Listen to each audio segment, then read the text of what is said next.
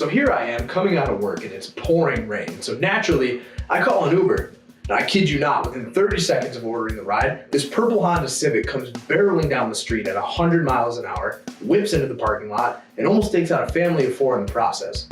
I reluctantly get in and greet my driver, Yevgeny, a 60-year-old Russian bodybuilder with an odd number of eyes and a back of the head with those like rolls, you know? I only noticed that because his seats have no headrests. He's blasting Monster Cat at full volume and going to town on a KFC family bucket.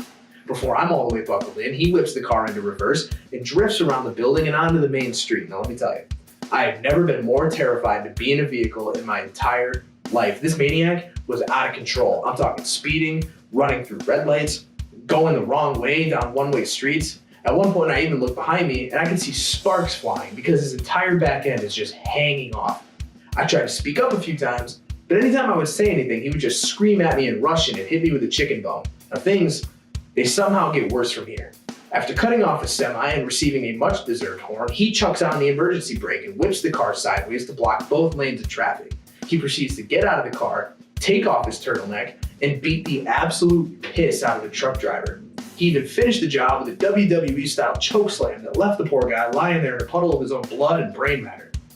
Yevgeny gets back in the car, looks me dead in the face, and, in perfect English, says, "That's my favorite part of the job." The rest of the ride home was quite awkward because I could see he had a massive erection and he just never stopped laughing. When he finally got me home, he kept insisting that I paid in cash, which isn't how it's done. I kept trying to explain this to him, but then I caught a good look at the hunting knife he keeps in the cup holder, and that's pretty persuasive. The craziest part? I only live like 4 blocks away.